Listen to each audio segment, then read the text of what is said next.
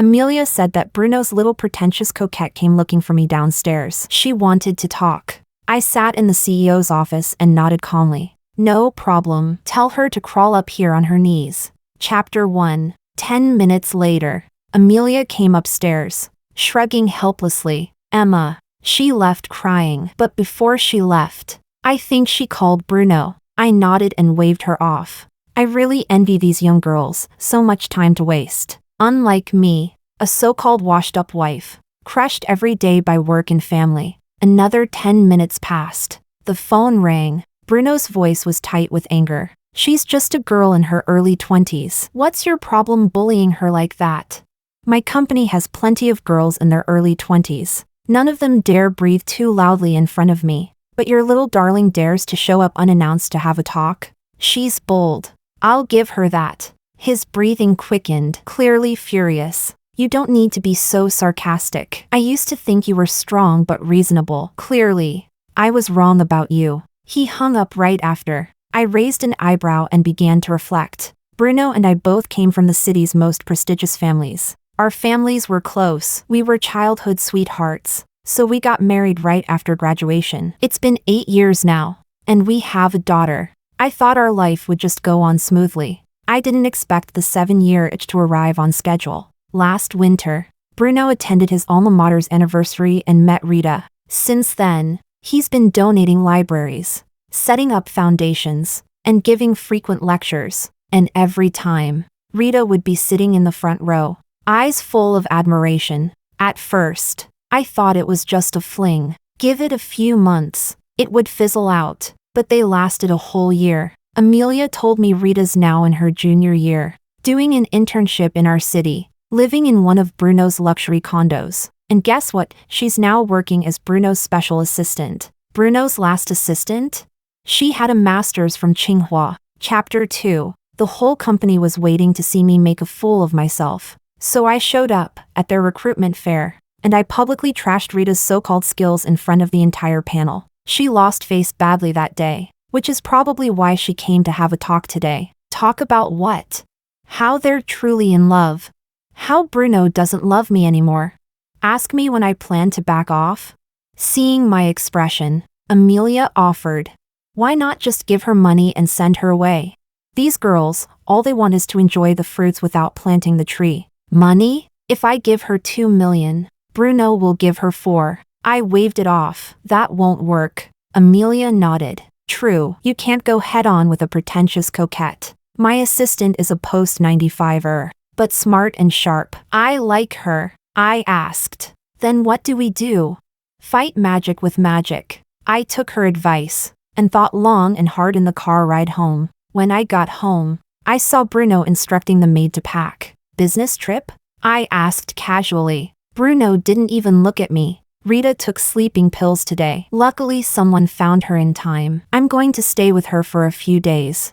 I tisked and looked at him with a half smile. Bruno didn't bother responding. He grabbed his bag and stormed off, but not before throwing in one last jab. Don't look at me like that, even if I'm wrong. What you did was worse. You drove her to this. I'm just cleaning up your mess. Chapter 3. That night, Amelia sent me a screenshot from Moments. Yes, my clever Amelia had added Rita on WeChat using a fake identity. In the photo, Bruno was in the kitchen, busy cooking. The caption was sentimental. The world is bitter. Your blatant favoritism is my only salvation. This man, who never even lifted a finger at home, was now making soup for another woman. Even her daughter Sophia had never tasted a meal cooked by her own father. And yet, he had no issue letting Rita post that online. Fine then, I'll help them promote it. I sent the screenshot directly to the family group chat. My in-laws quickly responded. Bruno actually started cooking?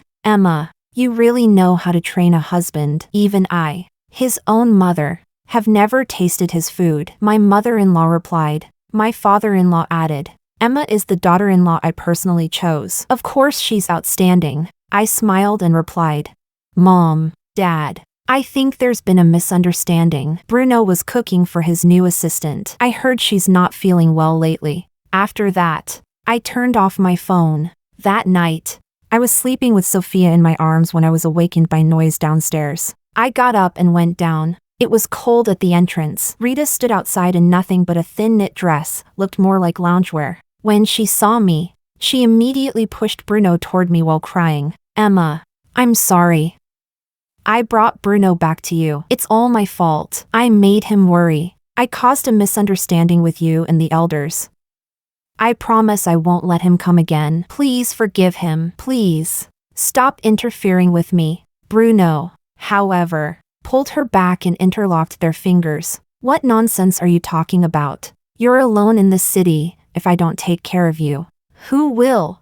Chapter 4. Rita shoved Bruno hard, making it all look like a tragic farewell scene. Bruno stood between us, face dark, while Rita looked at him with teary eyes full of affection. Bruno, thank you for everything, but I know you don't belong to me. Let's end this here. I'm sorry. Then she turned and walked away dramatically, wiping her tears in defiance. Bruno couldn't hold back anymore. He rushed forward and pulled her into his arms, kissing her forehead repeatedly. Rita sobbed uncontrollably in his embrace. I leaned against the doorframe, arms crossed, as if watching a bad soap opera. After a while, since I still hadn't reacted, Rita began struggling in his arms again. Let me go.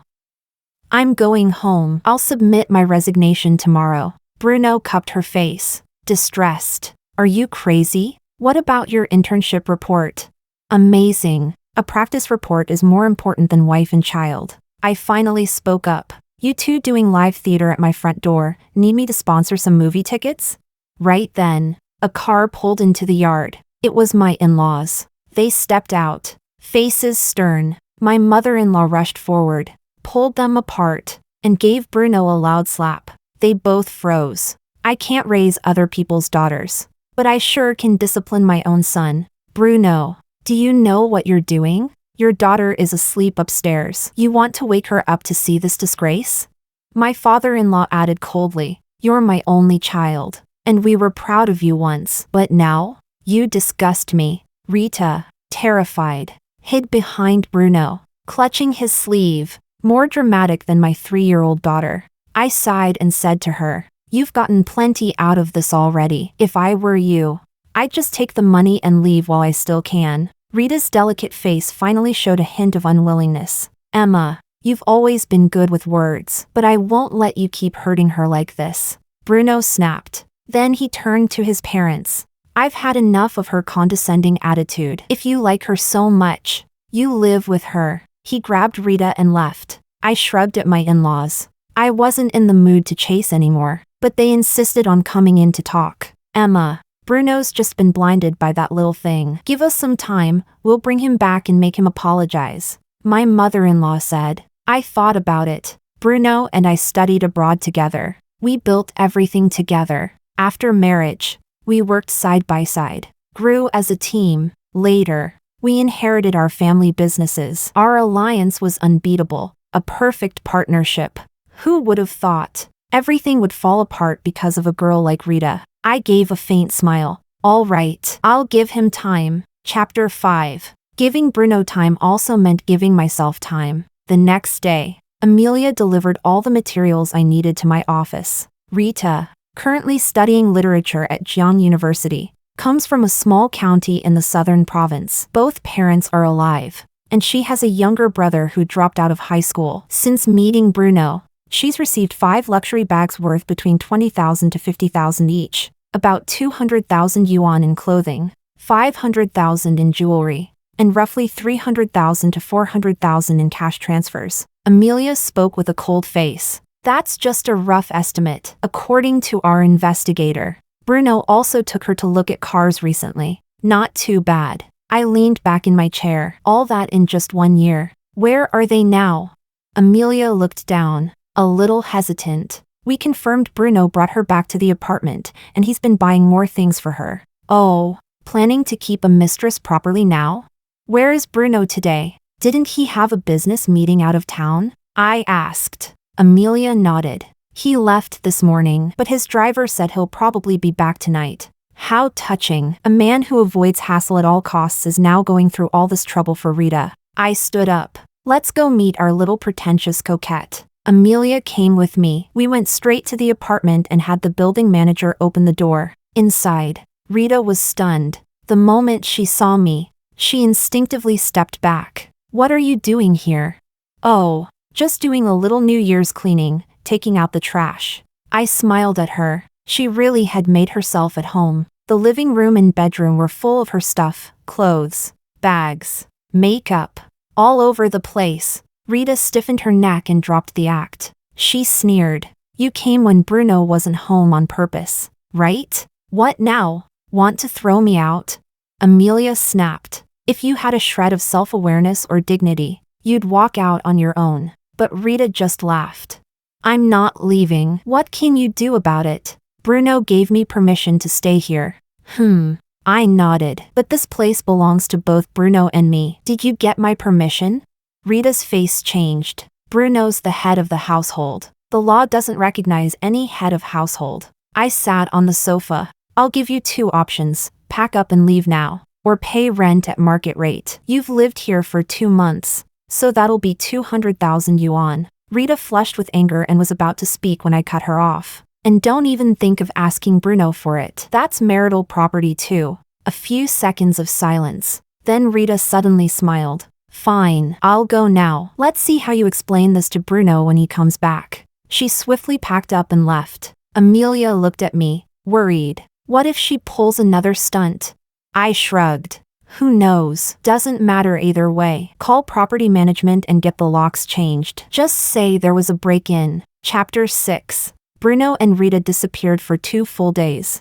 I took that time to review our household and company assets. And frankly, it gave me a headache. Our family's finances were far too entangled. Just as I was about to ask Amelia to arrange a meeting with our corporate lawyer, Bruno came home. With Rita. Sophia was sitting on the carpet playing with toys. The moment she saw Bruno, she ran toward him, but froze when she saw him holding Rita's hand. Fingers interlaced. I looked at my daughter's tiny silhouette, and my nose stung with emotion. Take Miss Rita upstairs, Bruno instructed the maid, though his gaze never left me. She's a guest. Treat her with the respect due to someone of honor. Before going upstairs, Rita turned and smiled at me and Sophia. Sorry to bother you again, Emma. I stared coldly as she disappeared upstairs, then turned to Bruno. So, you've made your decision? Bruno took slow, firm steps toward me, each one dripping with finality. For the past 20 years, everything in my life has been arranged by you, your parents, my parents. I'm tired, Emma. I want to live for myself now. I looked at him for a long moment, then nodded.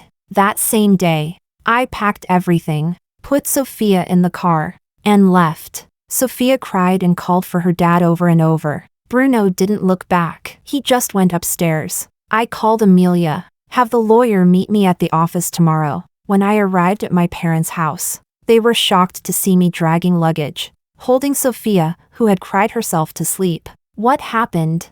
Bruno says he wants freedom, so I let him go. I told them, asking the maid to take Sophia upstairs. Then I gave my parents a heads up. Things might get ugly between our families. Please don't step in, let me handle it. My mother's eyes turned red instantly. My father stayed quiet for a long while, then finally said, whatever you do, we'll stand by you. The next day, the lawyer came to my office. Just as we were about to discuss asset division, Amelia walked in, frowning. Emma, Rita is here again, and she brought someone with her. Chapter 7. The lawyer looked surprised. I smiled at him. Please wait here, I'll be right back. I asked Amelia to escort them to the conference room and dismiss the nearby staff. No need for a scandal to spread. Soon, Rita walked in. Behind her was a girl I recognized from the dossier, Zoe, her best friend. Rita no longer looked ashamed. Gone was the girl I threw out of the apartment.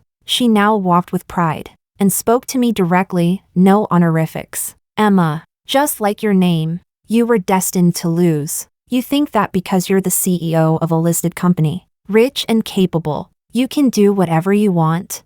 You forget, what a man needs most is not a queen ruling over the house. He needs a gentle, obedient woman who gives him the thrill of conquering. I listened to her babble, already annoyed. So, you came here to say this? Do you realize I make $500,000 every hour? Rita's face twitched. Zoe jumped in. So what if you're rich? Bruno's family has money too, he's no worse than you. Her words seemed to reignite Rita's confidence. She straightened her spine again. Fine. I won't waste time. I know you want to drain Bruno in the divorce. So I'm here to tell you, don't even think about it. Those properties, savings, and funds, if you give them up voluntarily, great. If you insist on fighting, then we'll fight for Sophia's custody. Rita's expression turned vicious. She's your weakness. If you don't believe me, go ahead, try me. Aw. So that's what this is about, money. I smiled. Knew you weren't just a regular little coquette. Got vision, got guts. Rita looked pleased. I leaned in. But how can you be so sure Bruno will win custody? We've been married for years. I have plenty on him. I circled her slowly. Also, you're here behind his back, aren't you? Did he approve your little plan? Rita's face shifted through colors. She looked like she wanted to rip me apart. Zoe jumped in again. Don't be smug. If it really came down to it, let's see whose side Bruno takes. I looked at Zoe and suddenly remembered. Oh, I almost forgot about you. Zoe's eyes turned wary. I smiled and walked up to her. Miss Zoe, how's the abortion compensation Bruno gave you? Is the nutritional money enough? If not, let me know. I can throw you some spare change. After all, we're still married. I'm technically still cleaning up his messes. What did you say? Rita nearly collapsed, grabbing the table, stunned. Zoe panicked too, her face pale. I looked at the two of them, and then let out a light laugh. Oh, so Rita, Zoe never told you about her and Bruno? Chapter 8. Zoe, you were hooking up with Bruno behind my back? Rita's face turned pale with rage. She didn't care that I was sitting nearby watching the drama unfold. She lunged forward and grabbed Zoe by the collar. But the moment had come. Zoe didn't bother pretending anymore. She yanked Rita's hand away and sneered. Hooking up? Don't be so dramatic. His wife's literally sitting right here. And if we're talking about hooking up, weren't you doing the same? Then Zoe glanced at me. Since you already knew about us, why bother pretending? I smiled and sat down calmly. With a husband that filthy, why rush to expose everything unless I absolutely have to? It's not like it's something to be proud of. If you hadn't insisted on coming here with Miss Rita today, I might have continued playing dumb a while longer. Rita looked completely shattered. She glanced at me, then at Zoe, realizing her year of scheming had been utterly wasted. Zoe, in contrast, was still composed. She looked at me coldly. When did you find out? Aren't you two besties? When I looked into her, I checked you too. Nothing surprising. I poured them tea politely. So, the one who convinced Rita to come threaten me about asset division was actually you, wasn't it? The idea of using my daughter as a bargaining chip, that was yours too, right? I clapped slowly. You really do understand me well. Zoe snorted. That little girl? Only you treat her like she's some kind of treasure. Rita finally snapped out of her daze. She turned to me and asked, she insulted your daughter like that and you're just going to let it go? I nearly laughed. You're the side chick. Maybe worry about where you go next before worrying about my daughter. Rita's pride was bruised. She snapped. I can talk Bruno out of the divorce, or I can take the money and leave, but you're really not going to say anything to her? And you think you matter enough for Bruno to actually listen to you? I broke the illusion cleanly. Rita shouted. I know exactly how Bruno feels about me. You don't need to butt in. TCH. Someone's nervous. Guess the little coquette doesn't even want to act weak anymore. Zoe rolled her eyes at her and laughed coldly. Idiot. If I hadn't told him you could be used as a decoy, he wouldn't have given you the time of day. At this point, Rita was the biggest joke in the room. But she wasn't stupid. She instantly turned to Zoe. Wait, decoy? She called me a side chick earlier, so you and Bruno were together first? Aw, she finally caught up. I kindly explained. Yes, when Zoe got pregnant, she was terrified I'd find out and ruin her little dynasty dream. So she dragged you in as cover, so I'd focus all my anger on you. Too bad it turned out to be a girl, right Zoe? So Bruno told you to get rid of it. I sighed. Still, I bet you liked that baby anyway. Zoe bit her lip, glaring at me with hate. Rita suddenly burst out laughing. Zoe, What are you, a baby-making machine? I found her shrieking annoying and gestured for her to shut it. She obeyed, clearly waiting to see how I'd deal with Zoe next. I turned to Zoe. Should I congratulate you, Miss Zoe? It's been a year, and you're pregnant again. Already checked the gender this time? Can you keep it now? The words had barely left my lips when Rita's expression morphed into pure terror. Chapter 9. You're pregnant again? Rita didn't even know whether to cry or laugh at this point. She spiraled into a frenzy, pacing circles around Zoe, her voice hoarse. Zoe, what the hell do you think you are? And what am I to you? You two played me. Does your conscience not itch even a little? Zoe let out a laugh like she'd heard the funniest joke in the world. Oh, and when you interfered in their marriage, weren't you having a grand time? Now you want to talk about conscience? I sipped my tea with a smile, watching the show in silence. Frankly, this was far more entertaining than Rita crying at my door the other day. Rita finally snapped. She raised her hand to slap Zoe, but Zoe caught her wrist in a flash. What do you think you're doing? If you so much as scratch me, Bruno can sue you for damages. You think I'm bluffing? Rita froze. She knew damn well, all that money she spent, she'd never be able to repay it. The sight of these two, once besties, now tearing each other apart, was just too good. I took a photo and sent it to Bruno. Let him enjoy it too. Rita was still screaming at Zoe. But Zoe stayed cool. Of course she did. She had a baby in her belly. She was untouchable now. I glanced at her stomach, and my heart suddenly clenched. I remembered the night I gave birth to Sophia. The whole maternity ward was in chaos. I had a severe hemorrhage, and the blood bank was low. I nearly didn't survive. In the end, the doctors had no choice but to remove my uterus. After that, I knew Sophia would be my one and only child in this life. My daughter, born at the top of the pyramid, carrying all the hopes of me and my parents. But clearly, the Bruno family had other plans. Zoe had stayed in the picture this long, and even got pregnant twice. There's no way my in-laws didn't know. Maybe they never wanted a capable, powerful daughter-in-law. Maybe they just needed a quiet, obedient baby-making machine. Maybe they planned to keep Zoe and her child around permanently, make me accept them, force them into the family structure. But whatever their plan was, I would never accept it. Just then, the conference room door was kicked open. Bruno stood in the doorway, his face like thunder. Amelia trailed behind him, looking torn. I raised my teacup and smiled. There you are. I didn't think you'd get here so fast. Well, makes sense when it comes to sons. Your family always rushes in. Zoe quickly rushed to his side, playing the perfect little hostess. Rita, on the other hand, looked utterly ridiculous. She laughed and cried at the same time, staring at Bruno in disbelief. Bruno, so it's true. You and this bitch, all this time, what the hell did you take me for? Bruno's face twisted with annoyance. I gave you more in 1 year than most people earn in 10. Isn't that enough? Get out. I'll transfer another $1 million to you later. Rita, who once thought she'd dethrone me, was now being discarded like trash. She couldn't take it. She screamed and lunged at them, but Bruno grabbed her arm and flung her aside. His voice was cold as stone. I said get lost. Don't make me say it again. Chapter 10. Rita never returned to our home. Bruno's people escorted her out directly. All the belongings she had moved in were packed and thrown out as well. Bruno even had someone supervise her boarding a flight back to her hometown. But Zoe?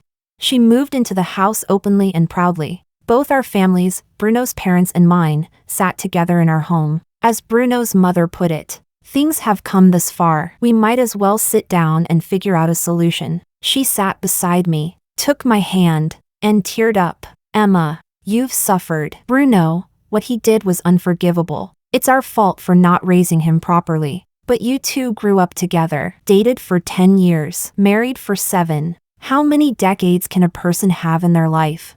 Feelings can't be cut off just like that. And think of Sophia too. Bruno was wrong. And that woman, she's no good either. But now that the child is already conceived, it's not like we can just get rid of it. My mother couldn't take it anymore. She sneered coldly. Why not? It's an illegitimate child from an early pregnancy. Getting rid of it is the easiest solution. Embarrassment flashed across my in-laws' faces. My mother-in-law nudged Bruno with her elbow. Bruno, pampered since birth, had never lowered his head to anyone. Naturally, he wouldn't start now. His tone was stiff. It's already done. The child in Zoe's belly is staying. I'll recognize it. As for everything else, you name your terms. His parents cleared their throats and said nothing more. My father looked at him coldly. Then there's only one solution: divorce. Our Emma will not be some big wife raising your mistress and her bastard child. The word divorce instantly changed their expressions. Old friends, said my mother-in-law awkwardly. We've been family for so long. If this ends in divorce, won't outsiders laugh? Bruno's a man, he'll be fine, but Emma's reputation. She looked at me with a different expression, but I just smiled. Reputation? That means nothing to me. My stance is the same as my parents. Let's settle this peacefully. I'll have the lawyers audit and divide our joint assets soon. So what if I wasted 10 years on him? Better that than wasting my and Sophia's entire life. Bruno suddenly stood up, furious. You want both families to suffer. Is that it? I smiled up at him. So what if I do? You lied to me about love? Fine. But if you think you can lie to me about money? Think again. Chapter 11. The negotiation failed. Bruno stormed off with his parents. My parents looked at me, worried. What now? Are you really taking this to court? Already talked to the lawyers. I counted on my fingers. We have 3 joint companies. 2 of them, our family invested more. And I built the operations team myself. I'm taking those back. Also, their family bought 2 plots of land for $6 billion. 5 billion of that came from loans from us. We're reclaiming that. If they can't repay, force them to sell cheap. Then there's 5 properties, a mall, and 3 cars Bruno and I bought after marriage. We split that, but since he committed bigamy, I'll only leave him 1 property. I looked at my parents. Even that is me being merciful. My father's side. But Bruno's side has been struggling. With this, they might go bankrupt. I knew my father had been best friends with Bruno's dad for decades. It hurt him to see it end this way. But I didn't care. I smiled. That's exactly what I want. They stepped on my dignity? Fine. But if they thought I'd let them humiliate my parents or make Sophia suffer, they could pay in blood. The next 2 weeks, I practically lived at the office. The entire law firm was helping collect evidence for court. Proof of Bruno's bigamy, loan contracts, even evidence of their tax evasion. If I dropped all this in court, Bruno would probably want to kill me. Amelia helped organize the evidence into a secure vault. Then she asked, Emma, are you really going through with this? It'll hurt them, but we'll lose a lot too. So we struggle for half a year. Doesn't matter. I was calm. Amelia nodded. All right, but Emma, you've been stuck in the office for over 2 weeks. Even Sophia barely sees you. Now that we're ready, go home and rest. I looked at her. You care about me? She froze, then smiled. What are you saying, Emma? I'm your Amelia. Of course I care. I smiled. Yeah, right. She'd been with the company for over a year. Always capable. Always 1 step ahead. More reliable than even some veterans. She never felt like a rookie. She helped me pack up. Emma, I already called the driver. He's downstairs. Want me to go with you?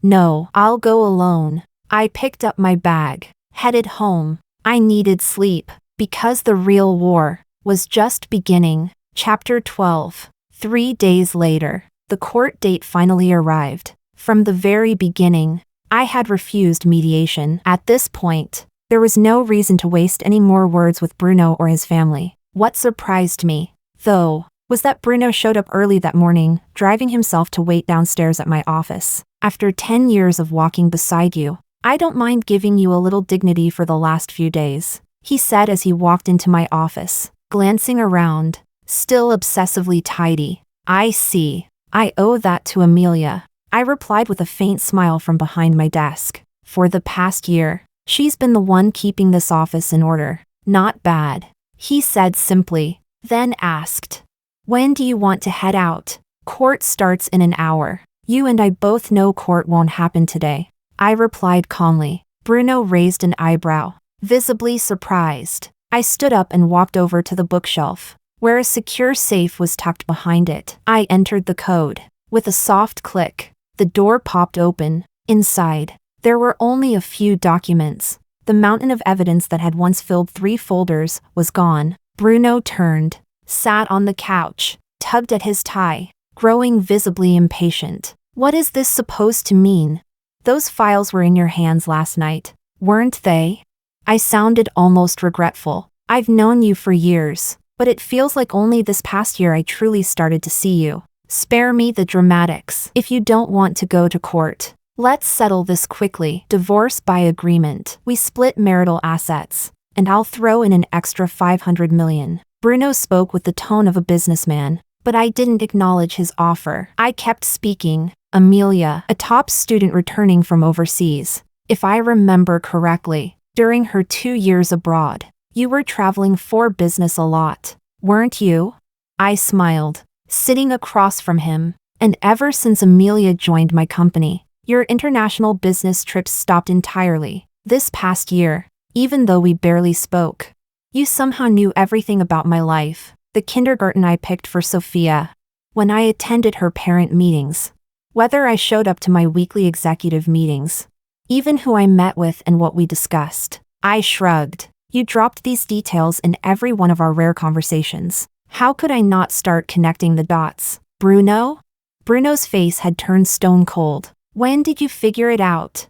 I'm not that clever, I admitted with a soft laugh. But after Rita started boldly inserting herself into our lives, I noticed Amelia's reactions were stronger than mine. Defensive, almost agitated, very out of character for someone as composed and professional as her. Just then, Amelia entered, holding 2 cups of coffee. The moment Bruno saw her, he turned his head away. I watched her place the cups down, an Americano for me, and a mantling for Bruno. Amelia noticed I was smiling at her and grew nervous. Emma, is there something on my face?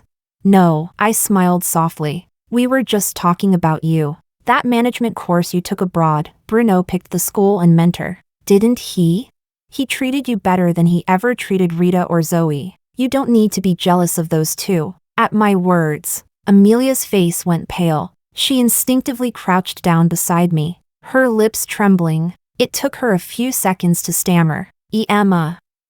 I don't know what you're talking about. You must be mistaken. Bruno and you what?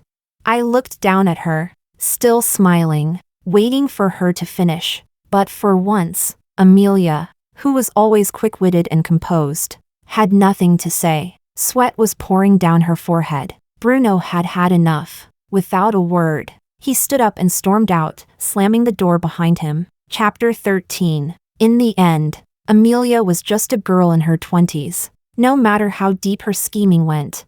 Once the truth was exposed, she couldn't keep pretending anymore. I told her to sit on the couch. Then I handed her my phone. On the screen were 2 videos. One showed her sneaking into my office last night to open the safe and remove the evidence. The other captured her visiting Bruno's home in the middle of the night. Just these 2 clips are enough for me to charge you and Bruno with corporate theft, I said calmly. You know that's a criminal offense. I then pointed toward the office door that Bruno had just slammed shut. And him? You know as well as I do, he's not going to come forward to protect you. Amelia lowered her head, gritting her teeth. I know, Rita, Zoe, they just wanted to replace me. But you didn't want to replace me. You just wanted Bruno to help you climb in your career. Let me guess, he promised you a promotion? VP, perhaps?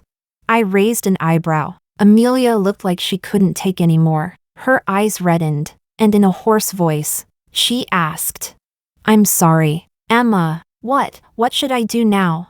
A young woman with ambition doesn't go to jail for a man, not willingly. I have backups of everything, I said slowly. What I need is for you to testify in court. Confirm that he stole confidential information. If you agree to that, I'll send you abroad to continue your education. I leaned in, speaking each word clearly. That man, and his company, I'm going to destroy them both. Amelia's eyes widened. She hadn't expected I could be this ruthless. Or maybe she had only now realized that from the beginning, I had been setting her up. After a long silence, Amelia finally nodded and whispered, I'll do it. Court day was ugly. The Bruno family was ordered to repay the loan. Bruno himself walked away with only a sliver of the marital assets. And even that was a drop in the bucket compared to the gaping holes in his business. My in-laws finally showed their true colors. After the trial, they screamed at me in public, trying to attack me. They were blocked by my people before they could get close. I knew the second trial wouldn't change the outcome. It was already over. 6 months later, Zoe gave birth. It was a girl. They said she passed out crying in the hospital. Not a single member of Bruno's family showed up. One of my people at the hospital sent me a photo of the baby girl. I forwarded it to Amelia. She only replied with one line. I know, it was me, sitting in my office. I burst into laughter, the kind that made me double over. Unable to stop. How ironic. Back then, when Bruno asked Amelia to help Zoe get the prenatal DNA results, he really believed she would follow his orders blindly. But what woman is completely free of jealousy? Amelia had secretly swapped the test results. She faked the report to say Zoe was carrying a boy. That, too, was a form of revenge, but it no longer mattered. That family didn't need a grandson anymore. In the end, victory and defeat were never fixed. But retribution, that always came, loud and clear.